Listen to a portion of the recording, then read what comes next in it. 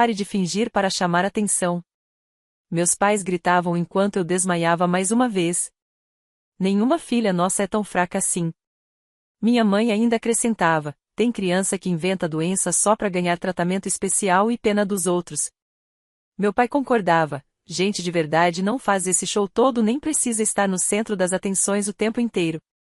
Minha irmã ria, finalmente alguém dizendo a verdade sobre essa atuação patética dela. Mas quando o médico viu os resultados dos meus exames de sangue, meus pais jamais imaginaram o que viria a seguir. Meu nome é Ashley, tenho 25 anos, e lido com problemas misteriosos de saúde desde os 16.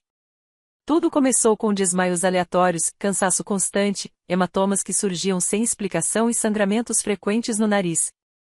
Meus pais, Denise, 52 anos, e Geraldi, 54, junto com minha irmã mais velha, Vanessa, 27, sempre acharam que eu estava inventando tudo só para chamar atenção. Minha família sempre teve aquela mentalidade de aguenta firme. Meu pai é encarregado de obras e nunca tirou um dia sequer por doença. Minha mãe é enfermeira e acredita que a maioria das pessoas é fraca e exagerada. Vanessa era a filha perfeita, capitã do time de vôlei, notas impecáveis, nunca ficava doente. E eu? Eu era a filha mais nova e dramática, que não conseguia passar uma semana sem algum episódio estranho. Dos 16 aos 24, minha vida foi um inferno. Cada vez que eu desmaiava na escola, meus pais reviravam os olhos. Se eu acordava cheia de hematomas que não sabia de onde vinham, minha mãe dizia que eu estava sendo desastrada de propósito. Quando os sangramentos nasais duravam horas, meu pai falava para eu parar de cutucar o nariz para chamar atenção. Os episódios na escola eram especialmente humilhantes. Lembro de uma vez, no terceiro ano do ensino médio, quando desmaiei durante uma prova de química. Acordei na enfermaria e minha mãe estava lá, de braços cruzados, com uma expressão de vergonha, não de preocupação. A enfermeira, Sra. Peterson, sugeriu que talvez eu devesse ir ao médico por causa dos episódios recorrentes. Ela está bem, disse minha mãe, seca. A Ashley só se estressa fácil. Precisa aprender a lidar melhor com isso. A Sra. Peterson parecia confusa. Mas essa já é a quarta vez só neste semestre, e a pressão dela estava bem baixa quando acordou. É drama, interrompeu minha mãe. Pode confiar, eu sou enfermeira. Eu sei quando alguém está realmente doente, minha mãe dizia, como se isso fosse justificativa para duvidar de tudo. A volta para casa foi uma tortura. Ela me deu uma bronca o caminho inteiro, dizendo que eu tinha envergonhado a família e feito um escândalo só para chamar atenção. Quando chegamos, contou pro meu pai e pra Vanessa o que aconteceu, mas distorceu tudo, dizendo que eu causei na escola. Vanessa riu e disse: qual é a próxima, Ashley? Vai desmaiar na prova de direção também? O pior era que eles zombavam de mim abertamente, até na frente de parentes e amigos. Nos encontros de família, minha mãe fazia piada da florzinha sensível que não aguentava a vida real. Meu pai dizia que eu era mimada demais, que precisava endurecer, como as crianças normais. Vanessa dava risada e acrescentava comentários do tipo: ela devia entrar pro teatro, não ficar correndo atrás de médico. Foi aí que comecei a manter um diário secreto. Eu anotava todos os sintomas, tentando encontrar algum padrão, alguma pista do que estava errado comigo. Registrava cada desmaio, cada sangramento nasal.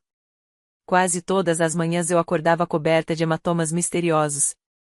Hoje, reler essas anotações parte meu coração. Página após página de uma adolescente tentando entender por que seu próprio corpo atraía, enquanto sua família dizia que era tudo invenção. Em uma entrada dos meus 17 anos, escrevi: desmaiei de novo hoje, durante a aula de matemática. Mamãe me buscou e não disse uma palavra no caminho todo.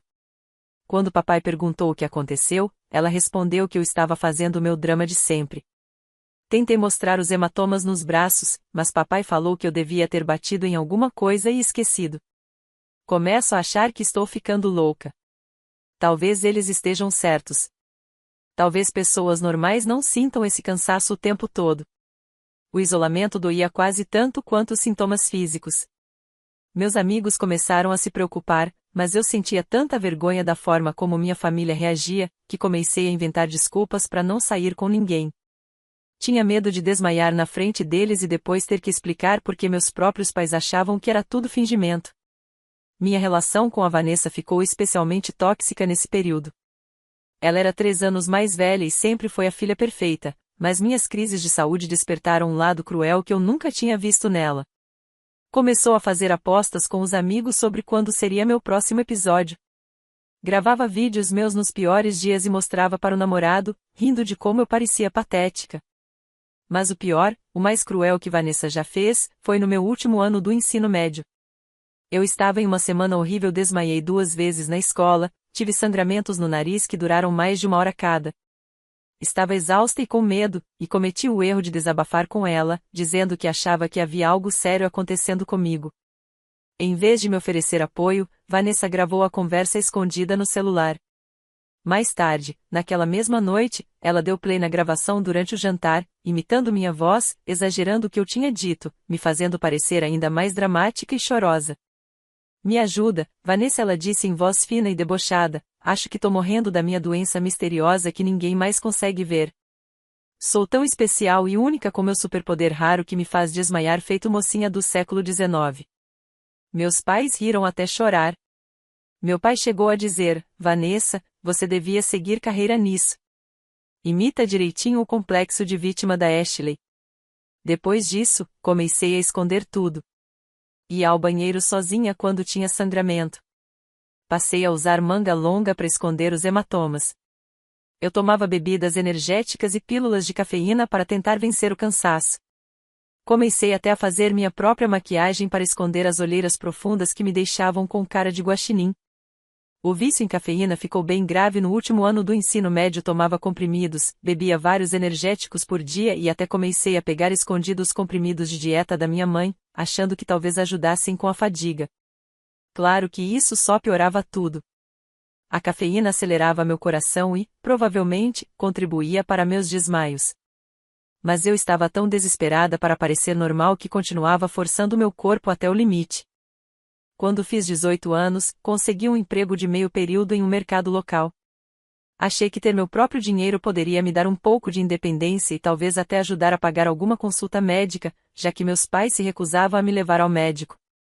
Mas o trabalho era fisicamente pesado para alguém nas minhas condições. Vivia exausta, e ficar de pé por muito tempo só piorava os episódios de desmaio. Depois de 2 anos no supermercado, consegui um emprego melhor como recepcionista em um consultório odontológico, aos 20 anos.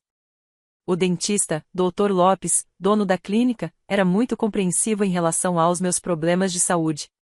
Trabalhei lá por cerca de 3 anos, até que as coisas começaram a desandar de vez. Meu gerente, o Sr. Geraldes, também era muito atencioso.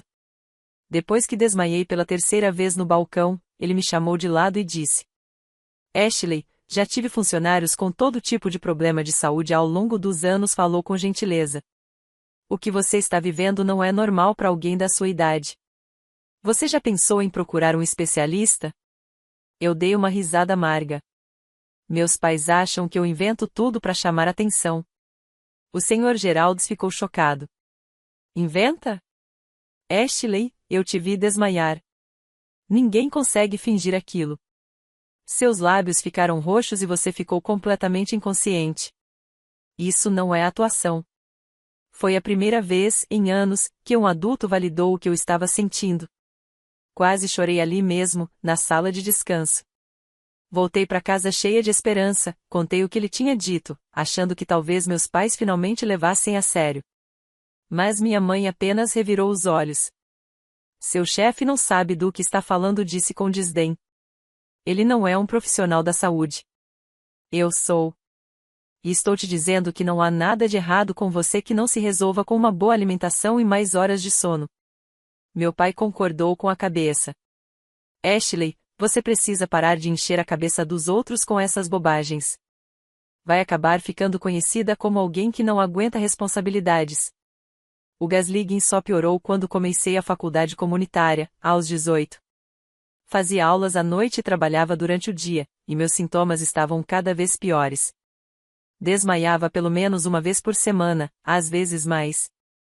Os sangramentos nasais eram mais frequentes e duravam mais tempo. Os hematomas eram tão intensos que eu parecia ter sofrido um acidente de carro. Minha professora de biologia, a doutora Williams, percebeu que eu estava tendo dificuldades e me chamou após a aula. Ashley, percebi que você está enfrentando alguns problemas de saúde neste semestre, disse com preocupação. Já pensou em procurar um médico? Alguns dos sintomas que você descreveu podem estar ligados a distúrbios sanguíneos. Meu coração se encheu de esperança. Finalmente, alguém com conhecimento técnico me levava a sério. Que tipo de distúrbio sanguíneo? Perguntei. Bem, eu não sou médica, então não posso diagnosticar nada, ela respondeu com cautela. Mas hematomas frequentes, fadiga e desmaios podem estar relacionados a problemas na coagulação ou na contagem de plaquetas. Seria bom fazer um exame de sangue. Fiquei tão animada com a possibilidade de uma explicação real que fui correndo para casa contar aos meus pais o que ela disse. Achei que, vindo de uma professora com doutorado em biologia, talvez eles finalmente me ouvissem. Eu estava errada. Professora de biologia não é médica, minha mãe rebateu, com desprezo. Ela não deveria estar te dando conselho médico, e obviamente só está te dizendo o que você quer ouvir porque você vive reclamando que está cansada. Mas, mãe, implorei, ela disse que pode ser um distúrbio sanguíneo. Isso explicaria tudo. Os desmaios, os hematomas, os sangramentos. Não existe distúrbio sanguíneo nenhum, meu pai interrompeu, irritado. O que existe é uma adolescente que aprendeu que fingir que está doente a livra das responsabilidades e ainda faz os adultos ficarem com pena dela. Vanessa, que estava ouvindo da cozinha, não perdeu a chance de ser cruel como sempre. Ah, ótimo! Agora Ashley está colecionando opinião médica de professor também? Qual o próximo? Vai pedir pro carteiro te diagnosticar? O impacto psicológico desse desprezo constante foi devastador. Passei a realmente duvidar da minha própria percepção da realidade. Talvez eu estivesse mesmo inventando tudo. Talvez os desmaios fossem só crises de ansiedade. Talvez os hematomas fossem resultado da minha própria distração. Talvez os sangramentos no nariz fossem normais e eu estivesse exagerando sobre a duração deles. Comecei a ver a conselheira da escola, a senhora Garcia, na esperança de entender se eu estava doente de verdade ou se estava tendo algum tipo de colapso psicológico. Ela foi gentil e paciente, mas, por não ter formação médica, não pôde oferecer muito em relação aos meus sintomas físicos. O que ela conseguiu me mostrar, porém, foi que a forma como minha família lidava com minha saúde não era normal nem saudável. Ashley, ela me disse em uma das sessões, mesmo que seus sintomas fossem causados por estresse ou ansiedade, isso ainda seria um problema médico legítimo, que merece atenção e tratamento. O fato da sua família ignorar suas preocupações em vez de te ajudar a encontrar respostas é o que me preocupa. Mas, por mais que eu tentasse, os episódios continuavam. Eu desmaiava durante as aulas, nos jantares de família, no trabalho. E toda vez, a reação da minha família era a mesma. Acusações de que eu queria chamar atenção, sermões sobre como gente de verdade não tem esses problemas. No ano passado, quando eu tinha 24, tudo piorou de vez. Eu estava trabalhando como recepcionista na clínica odontológica, tinha terminado o curso técnico e sonhava em começar a faculdade de enfermagem. Passei a ter episódios quase todos os dias. Estava sentada na minha mesa, e de repente o mundo começava a girar. Eu me desculpava e ia ao banheiro, às vezes acordava no chão 20 minutos depois. O Dr. Lopes, meu chefe, sempre foi extremamente compreensivo, mas dava para ver que ele estava preocupado. Vivia sugerindo que eu procurasse um médico, mas eu sempre desconversava já imaginando o que minha família diria. A gota d'água veio no jantar de ação de graças, no ano passado.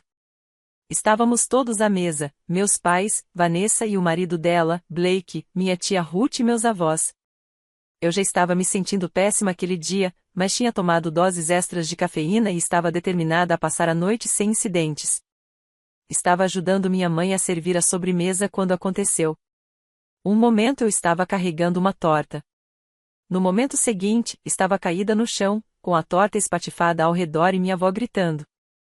Quando recobrei a consciência, a primeira coisa que ouvi foi a reação da minha família. Ah, pelo amor de Deus, gritou minha mãe, para de fingir.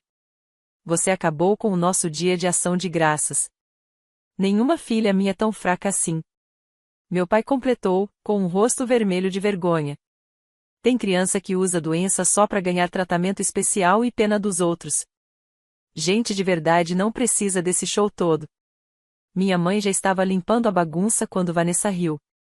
Sim, ela riu. Finalmente alguém dizendo a verdade sobre o showzinho da Ashley. Ela tá nessa encenação há anos. Minha tia Ruth parecia horrorizada, e meus avós estavam visivelmente confusos e preocupados. Mas minha família imediata só continuava me humilhando, enquanto eu ainda estava tonta e desorientada no chão. Foi ali que eu decidi, chega. Na segunda-feira depois do feriado, liguei para o trabalho dizendo que estava doente e fui direto para o pronto-socorro. Estava cansada de viver com medo, de ser chamada de mentirosa, de me sentir um lixo todos os dias. Pensei, mesmo que não encontrem nada, pelo menos terei um laudo médico provando que não era invenção minha. A médica plantonista, doutora Patel, foi incrível. Ouviu tudo o que eu contei sem revirar os olhos ou sugerir que eu estava exagerando. Ela pediu um painel sanguíneo completo, com exames que eu nunca tinha ouvido falar. Ashley, disse ela, seus sintomas são muito preocupantes e eu quero descartar várias condições graves. Vou pedir todos os exames que puder, tudo bem? Eu quase chorei de alívio. Finalmente alguém estava me levando a sério. 3 dias depois, a doutora Patel me ligou pessoalmente. Sua voz era séria, mas calma. Ashley, preciso que você venha imediatamente. Não dirija sozinha. Peça para alguém te trazer. Encontramos algo significativo nos seus exames. Meu coração despencou. Liguei para minha mãe, achando que agora ela finalmente entenderia que eu não estava fingindo. A resposta dela? Para de drama, Ashley. Eles provavelmente só querem fazer mais exames desnecessários para ganhar dinheiro. Fui de Uber até o hospital. A doutora Patel me aguardava com o hematologista, Dr. Kim. Ashley, ele começou, você tem um distúrbio sanguíneo raro chamado púrpura trombocitopênica trombótica, ou TTP. É uma condição em que pequenos coágulos se formam na corrente sanguínea, o que pode causar todos os sintomas que você vem relatando. Os desmaios, a fadiga, os hematomas e os sangramentos nasais. Eu o encarei, atônita. Isso é, e sério? A doutora Patel assentiu com firmeza. Ashley, os episódios de TTP podem ser fatais se não forem tratados, explicou a doutora Patel com seriedade. O que é incomum no seu caso é que você parece ter uma forma crônica recorrente da condição, em vez da manifestação aguda mais comum. Isso significa que você tem episódios que se repetem ao longo dos anos, o que explica por que seus sintomas persistem há tanto tempo, em vez de ocorrerem de forma intensa e pontual. O Dr. Kim continuou. A TTP afeta cerca de 3 a 4 pessoas por milhão a cada ano. A sua forma crônica é ainda mais rara. Os sintomas que você descreveu são consistentes com TTP, mas como sua versão é incomum e os episódios não foram intensos o suficiente para representar risco imediato de vida, ela passou despercebida. Senti uma mistura de alívio e terror. Eu não estava louca. Não era fraca. Não estava fingindo. Eu tinha uma condição médica real e grave que poderia ter me matado. Fui internada imediatamente e comecei um tratamento chamado plasmaférese, no qual o sangue é limpo por uma máquina. Também precisei de tratamento com esteroides e monitoramento constante. O Dr. Kim explicou que episódios agudos de TTP têm uma taxa de mortalidade de 90% sem tratamento, mas que minha forma crônica, embora séria, era mais controlável com acompanhamento adequado. Fiquei 2 semanas internada. O tratamento foi coberto pelo plano de saúde do trabalho na clínica odontológica, graças a Deus, porque, de outra forma, as contas teriam sido impagáveis. Durante esse tempo, a reação da minha família foi o de sempre. Minha mãe reclamava de ter que me visitar no hospital. Meu pai dizia que eu estava se aproveitando para chamar atenção. Vanessa chegou a postar no Facebook que algumas pessoas fazem qualquer coisa para fugir de responsabilidades. A única exceção foi minha tia Ruth. Ela me visitava todos os dias. Quando contei tudo o que tinha vivido ao longo dos anos, ela ficou horrorizada. Ashley, disse ela, com lágrimas nos olhos, eu sou enfermeira há 30 anos. O que você passou não é normal, e a reação da sua família é simplesmente imperdoável. Ninguém finge esse tipo de sintoma. Depois que recebi alta, o Dr. Kim marcou uma reunião com meus pais e Vanessa para explicar a doença e discutir o plano de tratamento de longo prazo. Eu estava nervosa, mas também esperançosa. Finalmente, profissionais da saúde iriam dizer a eles, com todas as letras, que eu não era uma mentirosa ou uma dramática. A reunião foi marcada para uma quinta-feira à tarde.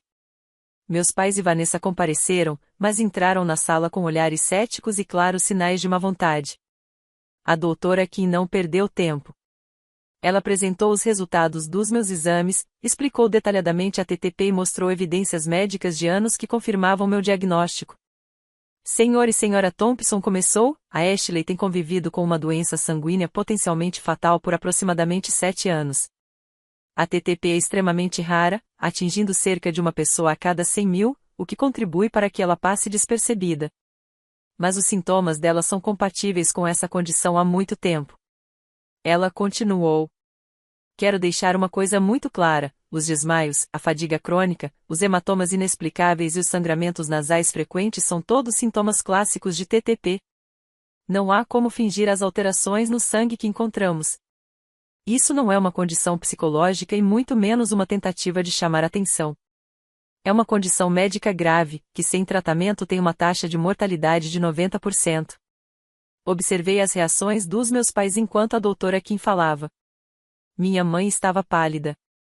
Meu pai olhava para os exames com expressão confusa. Vanessa parecia ter levado um tapa no rosto. Mas a doutora Kim ainda não tinha terminado. Também quero que entendam que a Ashley viveu com essa condição por anos sem os cuidados médicos adequados. O fato de ela estar aqui hoje, viva, é quase um milagre, considerando a gravidade da TTP sem tratamento. Ela olhou diretamente para os meus pais. Revisei o histórico médico dela e vi que esteve várias vezes no pronto-socorro nos últimos anos com esses sintomas. Mas sempre foi liberada com instruções genéricas para descansar ou se hidratar. Isso é infelizmente comum em casos de doenças raras. No entanto, pelo que entendi da própria Ashley, ela foi desencorajada a procurar atendimento médico. O silêncio na sala era total. Quero enfatizar que os sintomas da Ashley nunca foram normais, concluiu a médica, e deveriam ter sido levados a sério desde o início. O atraso no diagnóstico poderia ter custado a vida dela. Depois da reunião, minha família saiu em silêncio absoluto até o estacionamento. Lá fora, minha mãe foi a primeira a quebrar o silêncio. Ashley, a gente não sabia. Não quiseram saber, interrompi. Por 7 anos eu disse que havia algo errado. Por 7 anos vocês me chamaram de mentirosa e dramática. Fizeram piada de mim com os parentes. Me humilharam sempre que puderam. Meu pai tentou interromper. Ashley, a gente achava que você só... Só o quê? Que eu estava inventando? Que fingia estar doente por diversão? Eu estava mais furiosa do que jamais estive na vida. Vocês têm ideia do que é ser tratada como mentirosa pela própria família enquanto você sente que está morrendo? Vanessa, que até então estava em silêncio, finalmente falou. Ashley, desculpa. A gente realmente achava. Vocês achavam errado, cortei. E não foi só isso. Vocês não apenas pensaram errado, fizeram questão de me destruir por isso. Vocês fizeram questão de mostrar para todo mundo o quanto me achavam fraca e patética, eu disse. Você riu de mim, Vanessa. Riu quando eu desmaiei no dia de ação de graças. A notícia do meu diagnóstico se espalhou rapidamente entre os parentes e conhecidos. A tia Ruth, que tinha testemunhado anos do tratamento que recebi da minha família, não mediu palavras quando perguntavam sobre o que eu tinha. Minha avó ligou para minha mãe chorando, arrasada por não ter sabido antes da gravidade da situação. Alguns amigos da família entraram em contato comigo diretamente, pedindo desculpas por nunca terem se manifestado diante do que viam. Mas o momento mais satisfatório foi quando o marido da Vanessa, o Blake, a confrontou sobre o comportamento dela. Tia Ruth me contou que ele ficou horrorizado ao saber de toda a verdade e disse a Vanessa que a forma como ela me tratou foi cruel e imperdoável. Mas as consequências reais vieram cerca de um mês depois. A notícia do meu diagnóstico não ficou apenas entre os familiares. Ela também chegou até o local de trabalho da minha mãe, por coincidências infelizes. Dr. Lopes, meu chefe na clínica odontológica, conhecia um dos médicos do hospital onde minha mãe trabalhava. Durante uma conversa casual sobre casos complexos, ele mencionou meu diagnóstico de TTP e contou como sua recepcionista havia sido ignorada durante anos pela própria família. A coitada da garota, a mãe dela é enfermeira, acredita? Ele comentou. Imagina ter formação para reconhecer sintomas e não enxergar isso na própria filha? O médico com quem ele falava conhecia minha mãe profissionalmente e ficou chocado com os detalhes. Isso gerou discussões informais entre a equipe médica sobre como uma profissional da saúde podia ignorar sintomas tão sérios por tanto tempo. 3 semanas depois, minha mãe voltou para casa visivelmente abalada. O que aconteceu? Perguntou meu pai. Estão questionando meu julgamento clínico, respondeu ela, em voz baixa. Vários colegas expressaram preocupação com a minha capacidade de avaliar pacientes corretamente se eu não conseguir reconhecer sintomas graves na minha própria filha. Inicialmente não houve uma investigação formal, mas a desconfiança entre os colegas foi quase pior. Outras enfermeiras começaram a duvidar das avaliações dela. Médicos passaram a revisar seus registros com mais frequência que o normal. A situação piorou quando um defensor de pacientes do hospital apresentou uma queixa formal. Um paciente havia chegado com sintomas parecidos com os meus hematomas inexplicáveis e fadiga e minha mãe os havia descartado como problemas menores. Quando soube do meu caso, esse defensor questionou se o viés pessoal da minha mãe contra sintomas vagos estava afetando o cuidado que ela oferecia. Isso levou a uma revisão formal dos atendimentos mais recentes feitos por ela. O comitê encontrou diversos casos em que ela havia sido negligente ou desdenhosa com pacientes que apresentavam sinais de condições graves. Apesar de nenhum paciente ter sido seriamente prejudicado, o padrão de comportamento foi considerado grave o suficiente para justificar medidas disciplinares. A licença de enfermagem da minha mãe não foi suspensa, mas ela foi colocada em regime de condicional. Teve que concluir cursos obrigatórios sobre empatia, reconhecimento de sintomas e defesa do paciente. Também foi transferida para outro setor, com menos contato direto com pacientes. Esse processo levou cerca de 4 meses, e nesse tempo a reputação da minha mãe no hospital foi profundamente danificada. Quando a gravidade da minha condição e as consequências dos atos dele se tornaram inegáveis, minha família entrou em modo de controle de danos. Meu pai começou a me mandar mensagens todos os dias, perguntando como eu estava e se precisava de algo. As mensagens eram curtas, forçadas, claramente escritas por alguém que nunca aprendeu a demonstrar carinho de forma genuína. Espero que esteja bem hoje, querida. Se precisar de algo, me avisa. Com amor, papai. Depois de anos me chamando de fraca e dramática, soava completamente falso. Minha mãe mandou flores para meu apartamento com um cartão que dizia: Desculpe por não termos entendido. Era um cartão genérico, daqueles que se pega na fila do caixa do supermercado. Sem mensagem pessoal, sem reconhecimento pelo dano causado, só um pedido de desculpas mecânico, como quem marca presença. Vanessa apareceu no meu trabalho com um Starbucks na mão, querendo conversar. Estava maquiada, cabelo arrumado, usando uma roupa que ela sempre usava quando queria impressionar. Mas o esforço todo era tão superficial quanto a tentativa de reconciliação. Ashley, me sinto tão mal por tudo, disse ela, sentada à minha frente na sala de descanso. Eu não fazia ideia de que você estava realmente doente. Achei que você só... Só o quê, Vanessa? Interrompi. Que eu estava inventando? Que eu era tão desesperada por atenção que fingi desmaios por 7 anos. Ela se remexeu desconfortável. Bom, quando você fala assim, sou horrível. Mas você tem que entender, do nosso ponto de vista, parecia que... Parecia o quê? Que eu curtia desmaiar em público. Que eu me divertia acordando coberta de hematomas. Que eu achava legal ter sangramentos no nariz por horas. Vanessa parecia prestes a discutir, mas percebeu o quão ridículo qualquer argumento soaria. Em vez disso, tentou outra abordagem. Olha, eu sei que a gente errou. Mas, somos família. A gente não pode simplesmente superar isso? Vanessa perguntou. Digo, agora você está em tratamento, então vai ficar tudo bem, né? Foi nesse momento que percebi, nenhum deles realmente entendia o que haviam me feito passar. Achavam que era apenas um mal-entendido que poderia ser resolvido com desculpas vazias e um café. Não compreendiam que passaram 7 anos me fazendo duvidar do próprio corpo. 7 anos me fazendo sentir vergonha por estar doente. 7 anos priorizando a conveniência e o conforto deles em vez da minha saúde e do meu bem-estar. A essa altura, tudo o que faziam parecia vazio, manipulador. Onde estavam essas preocupações nos últimos 7 anos? Onde estava esse cuidado quando eu desmaiava nos jantares de família e era ridicularizada na frente de parentes? O momento mais revelador veio quando minha mãe me abordou para reclamar sobre eu estar expondo a família para os outros. Isso aconteceu cerca de 3 semanas após meu diagnóstico, quando ficou claro que a verdade estava se espalhando entre amigos e parentes. Ela me esperou no estacionamento do mercado, encostada no meu carro, até que eu saísse com as compras. Ashley, precisamos conversar, disse ela, com a voz tensa. Sobre o quê, mãe? Sobre o que você anda dizendo às pessoas.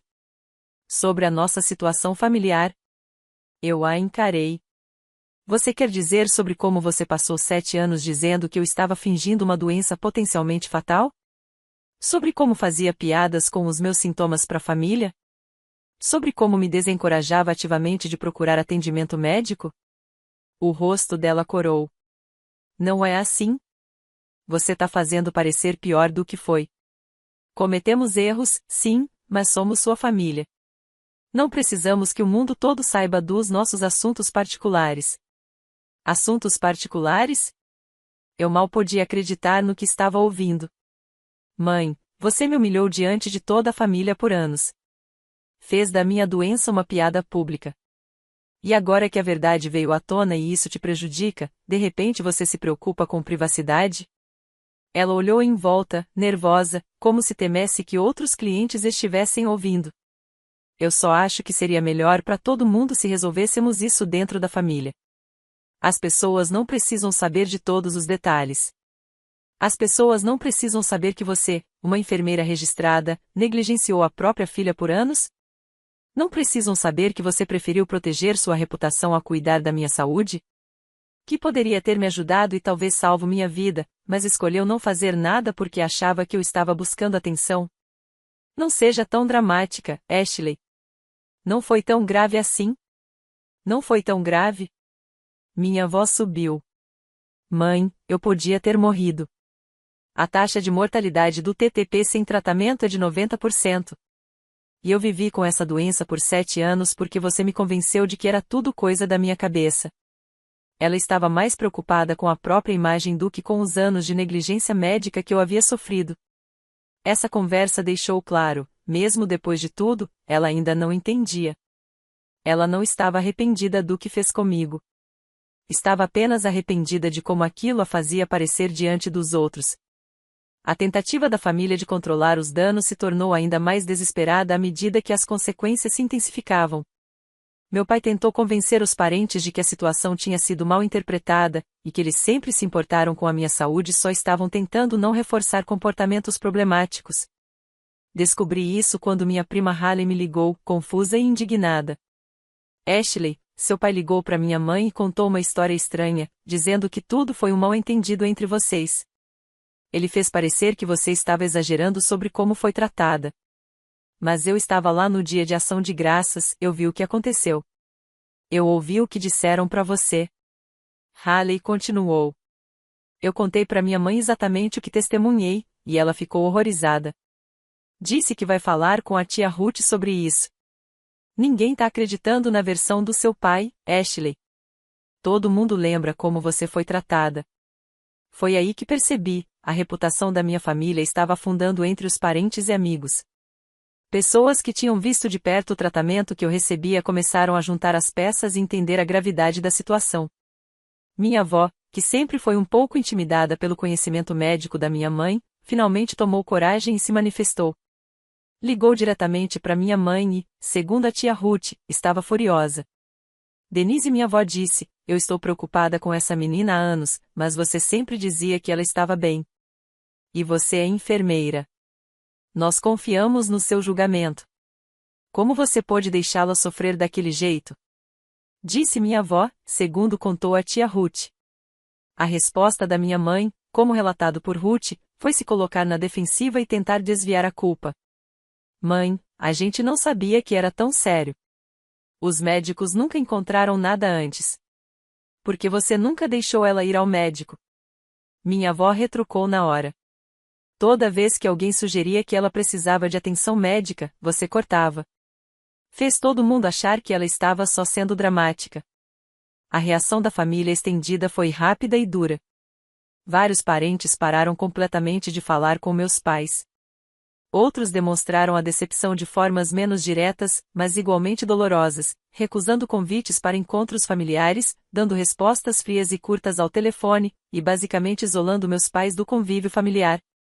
Decidi limitar o contato com minha família imediata enquanto focava na minha saúde e recuperação. Disse que precisava de espaço para processar tudo, e que essa mudança repentina no comportamento deles parecia tardia demais. Minha tia Ruth se tornou minha principal rede de apoio. Ela me ajudou com o tratamento, me levou a consultas, lidou com planos de saúde, e foi minha voz quando eu precisava. Também não poupou palavras ao dizer exatamente o que pensava para meus pais. Vocês são profissionais da saúde, disse a minha mãe no encontro de família do qual eu nem participei. Vocês deveriam saber melhor. Deveriam ter protegido ela, não zombado da dor dela. Já se passaram 8 meses desde meu diagnóstico, e fisicamente, estou bem melhor. O tratamento para TTP tem funcionado, e embora eu precise de monitoramento contínuo, meu prognóstico é excelente. Doutora Kim disse que estou respondendo melhor do que o esperado, provavelmente por ser jovem e ter uma saúde relativamente boa fora o TTP. Emocionalmente, ainda estou me reconstruindo com a ajuda de uma terapeuta. 7 anos de gaslighting médico vindo da própria família deixa cicatrizes profundas. Aprendi que o que eles fizeram comigo não foi só falta de apoio. Foi abuso médico. Minha relação com meus pais e minha irmã continua abalada. Eles já pediram desculpas várias vezes, mas parecem mais preocupados em aliviar a própria culpa do que em reconhecer genuinamente a dor que causaram. Querem que tudo volte ao normal, mas não entendem que o normal deles era o meu sofrimento. Minha mãe perdeu o emprego definitivamente depois do processo de revisão. Descobriram que ela havia minimizado os sintomas de outros pacientes também, não só os meus. Agora trabalha em uma clínica, ganhando bem menos. Ela me culpa por ter arruinado a carreira dela, o que deixa claro que ainda não entendeu nada. O casamento da Vanessa ficou abalado depois que o Blake soube como ela me tratou. Ele teria dito que o comportamento dela revelou um lado da personalidade que ele não conhecia e não gostou. Estão fazendo terapia de casal, mas honestamente, não sei se vão resistir a isso. Meu pai foi o que mais tentou reparar os danos, mas ainda não entende a profundidade da destruição.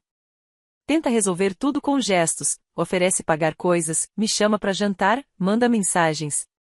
Mas nunca reconheceu o mais grave: ele me ensinou a não confiar no meu próprio corpo, e me fez sentir vergonha por estar doente.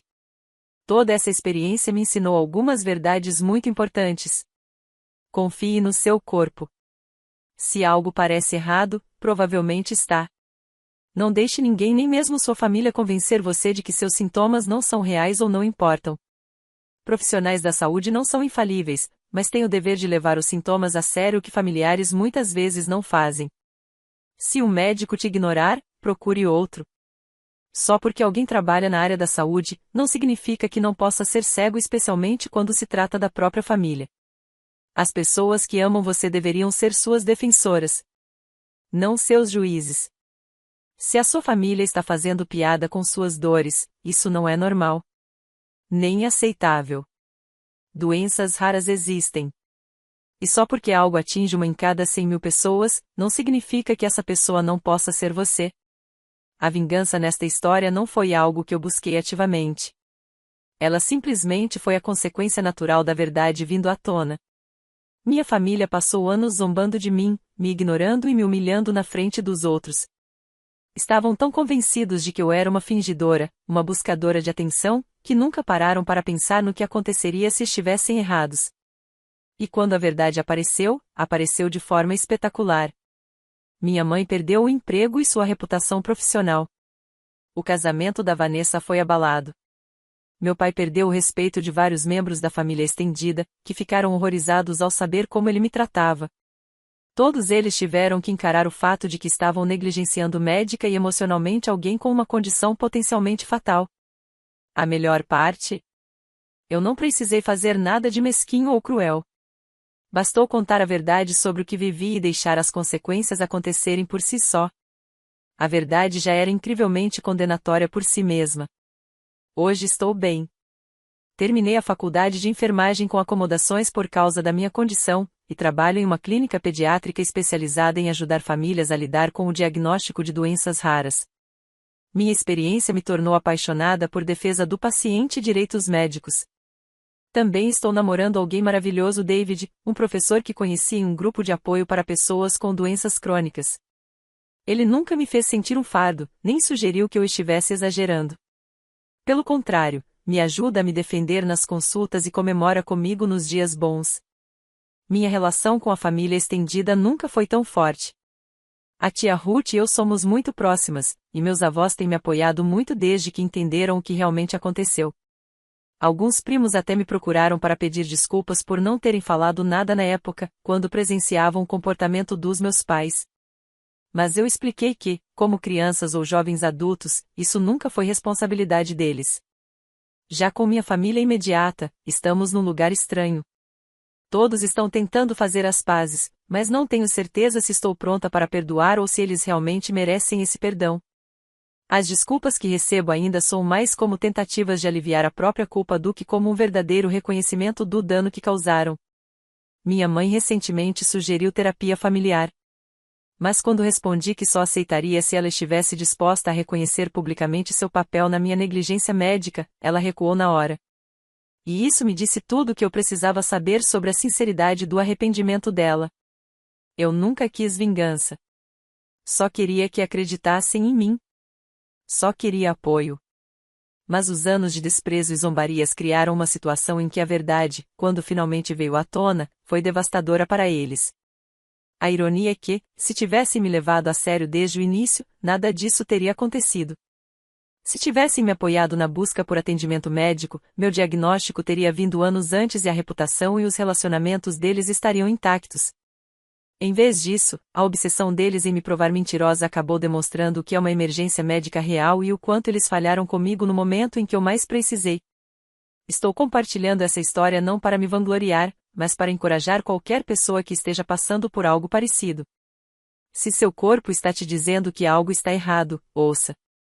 Se sua família não está apoiando sua busca por ajuda médica, encontre outros aliados. Se você está sendo ignorado ou ridicularizado por causa de suas preocupações com a saúde, isso não é normal. Não é sua culpa. E às vezes, a melhor vingança é simplesmente viver bem e dizer a verdade. Atualização.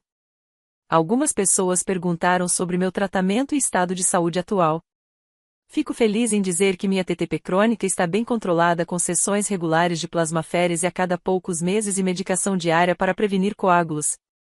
A condição exige monitoramento contínuo, mas meu prognóstico é excelente. Também fundei um grupo de apoio para pessoas com distúrbios sanguíneos raros, tem sido extremamente curativo. Minha família ainda está tentando reconstruir os laços comigo, mas estou indo com calma e no meu ritmo. Confiança, uma vez quebrada desse jeito, leva muito tempo para ser reconstruída, se é que pode ser. Obrigado a todos que compartilharam suas próprias histórias de Angas-Liguinha médico. Vocês não estão sozinhos. Seus sintomas são reais.